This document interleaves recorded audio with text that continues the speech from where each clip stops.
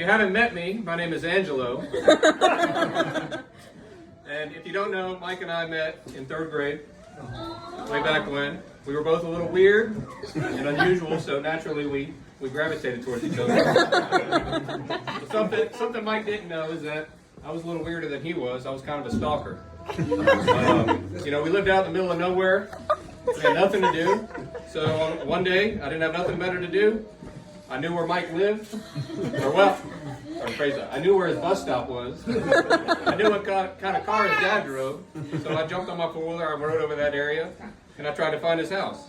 So I went up to his house, I knocked on the door, hoping that was his, and lo and behold, there it was. And you could imagine how surprised his parents were when some kid just showed up one day, and here I am. And I basically never left. And here it is 3 decades later, and we're celebrating a new chapter in your life. So, what is marriage? Marriage is a sacred union created and blessed by God himself. When the Lord created man, he saw his loneliness. He knew that every man would need the comfort, strength, and support, and encouragement that a woman could provide. The Bible tells us an excellent wife is the crown of her husband in Proverbs.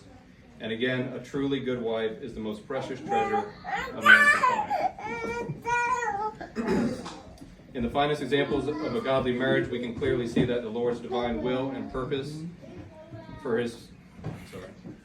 Forgive me, it's pretty hot. In the finest examples of a godly marriage, we can clearly see the Lord's divine will and purpose for this precious union. However, in today's world, it often seems like we have more broken examples than good ones. So what's the secret to a good marriage? I can honestly say I have no idea.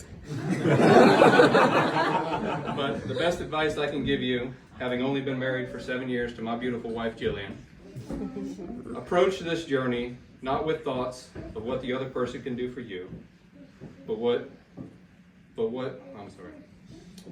a focus on what you can do for the other person.